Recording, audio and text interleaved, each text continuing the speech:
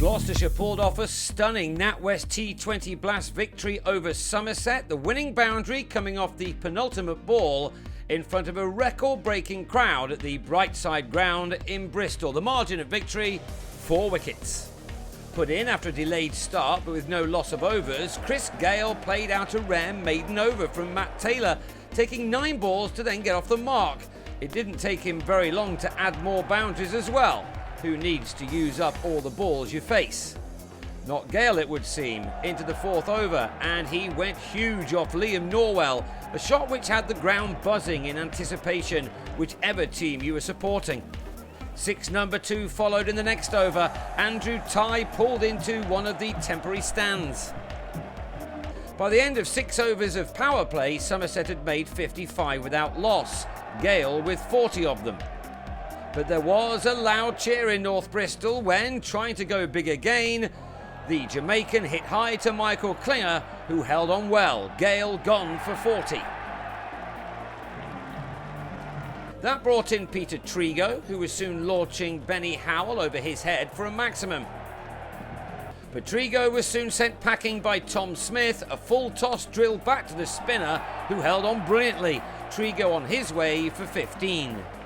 Somerset made it to a score of 83 for 2 at the halfway stage of their innings, and it was now up to Mahela Jayawardena and Jim Allenby to push things along for the visitors, a team which has a very good recent record against their neighbours.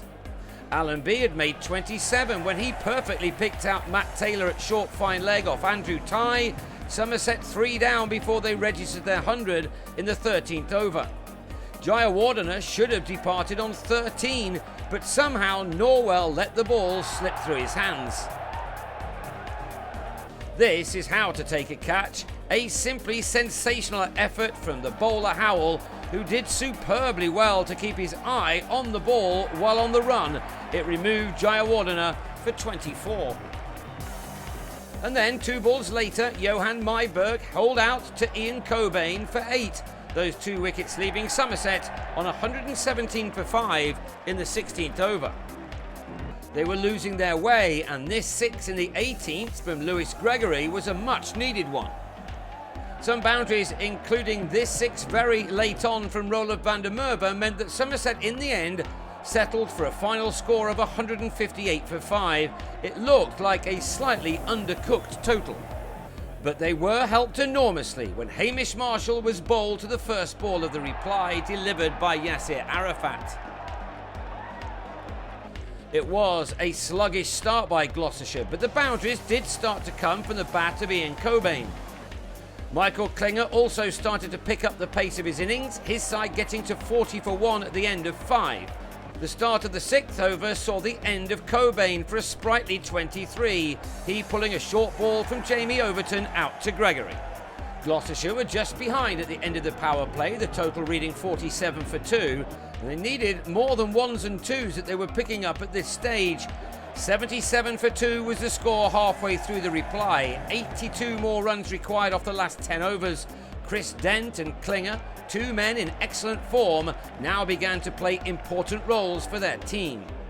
It looked certain to be a home win, but then Dent was beaten in the flight and bowled by van der Merwe for 22, Gloucestershire on 103 for 2 in over number 13. Not for the first time in a Gloucestershire shirt, Klinger was now the man. His latest 50 occupied 36 balls, from which he'd hit 4 4s and 1 maximum. He now needed to finish the job off, the target down to 50 off the last 6 overs. A thriller was on the cards now. Even more so when a quicker ball from van der Merwe did for Howell out for 1 at 111 for 4. And before another run had been added, the spinner had his 3rd wicket in quick succession. Kieran Nima Barnett finding Jamie Overton just at long off. Van der Merwe's spell ending with his 4 overs, bringing him match-altering figures of 3 for 16. Enter Gareth Roderick, who immediately started to find his range to take the target down to 37 off the final 4 overs. There was a long break for a change of ball, and then on the restart, Klinger was bowled by Gregory for 60 with 31 runs required. The bowler knew the importance of what he'd just done.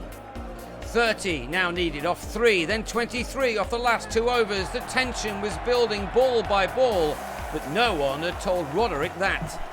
Still, 14 were wanted off 6 balls. Yasser Arafat's first of the last over was belted down the ground by Ty for 6. 8 needed off 5 balls, which then became 3 off 2. Roderick was the hero. The penultimate ball of the match flicked through square leg to start some wild celebrations for a vociferous home support. For them, it was a night to remember. Roderick ending on 22 and Ty on a crucial 18. The winning margin was by 4 wickets with just 1 ball to spare. Somerset will try to get back to winning ways on Sunday at home to Hampshire, while Gloucestershire are next in action a week on Sunday away at Sussex.